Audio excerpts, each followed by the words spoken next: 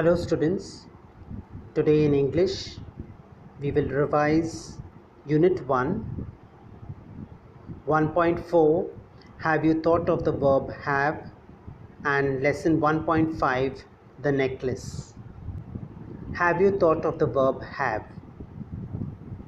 Definition of a verb: a word used to describe an action, state or occurrence and forming the main part of the predicate of a sentence is known as a verb. The verb have is not only used as an auxiliary verb, also known as helping verb, but also it is used often as a main verb. Here are few examples. To show possession, I have a new desktop computer. To indicate relationship, my uncle has 2 sons. To refer to eating or drinking, will you have some pudding for dessert? To show ownership, the transport company has 50 cars.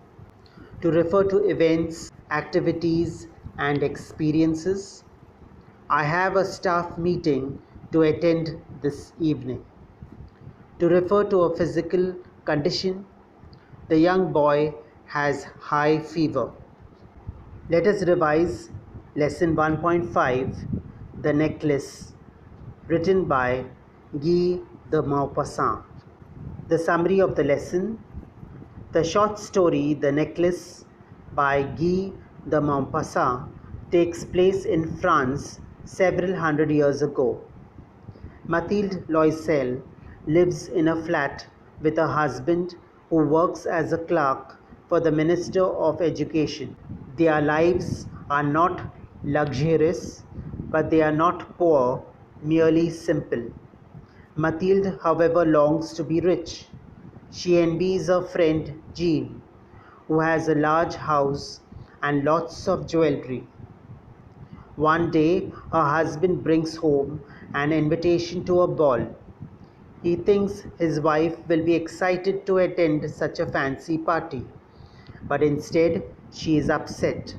She complains that she has nothing suitable to wear to such an extravagant occasion. Her kind husband agrees to give her the 400 francs that he had been saving to buy a new rifle to get herself a gown. The week of the party, Mathilde seems anxious again. When her husband asks her why, she frets that she has no jewelry to wear with her dress. He suggests that perhaps she could borrow something from her friend Jean Forestier. Mathilde goes to Jean's house and picks out a sparkling diamond necklace to borrow. She and her husband attend the gala and have a fabulous time. She looks amazing and dances all night. Finally, they head home in the wee hours of the morning. When they arrive home, Mathilde realizes that the necklace is missing and informs her husband. Mathilde is saddened by the humble state of her life compared with the fairy tale party. This emotion quickly turns into panic as she realizes she has lost the necklace Madame Forestier lent her. The Loisels search unsuccessfully for the necklace and ultimately decide to replace it without telling Madame Forestier that Mathilde lost the original. They find a similar necklace, but to afford it, they go deeply into debt. For the next 10 years, the Loisels live in poverty. Monsieur Loisel works 3 jobs and Mathilde does heavy housework until their debts are repaid. But Mathilde's beauty has faded from a decade of hardship. One day, Mathilde and Madame Forestier meet on the street. At first, Madame Forestier doesn't recognize Mathilde and is shocked when she realizes it is her. Mathilde explains to Madame Forestier that she lost the necklace, replaced it, and worked for 10 years to pay for the substitute. The story ends with Madame Forestier sadly telling Mathilde that the necklace she had lent her was fake and worth almost nothing. Revision questions: who said it to whom? Look, here's something for you, Monsieur Loisel said to Mathilde. You have nothing else? Mathilde said to Madame Forestier. Mine was an imitation, Madame Forestier said to Mathilde. Answer briefly. Why was Mathilde married to a minor official? Mathilde was a pretty and charming girl born into a family of clerks. She had no means of becoming known, understood, loved, or be wedded to an aristocrat. Therefore, she was married to a minor official. Personal response questions. Mathilde wanted other people to envy her. Mathilde was pretty and charming and longed to live a luxurious life.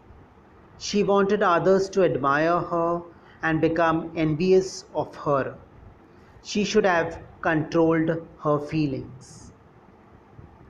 Mathilde did not tell her friend about the loss and replacement. Mathilde was proud and did not want to admit her carelessness. Language study. Let us learn modal auxiliary, which also means helping verb.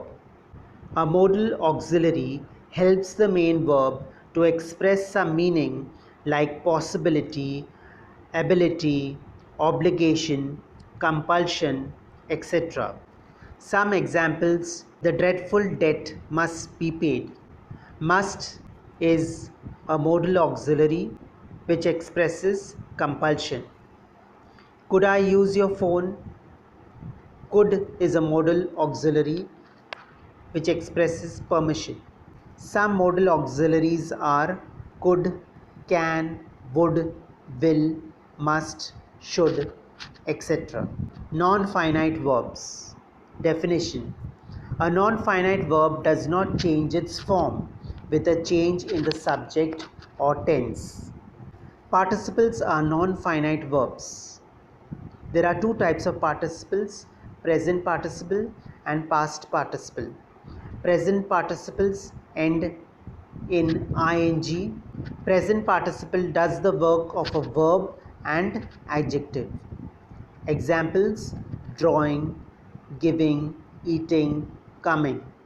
Past participle ends in ed or en.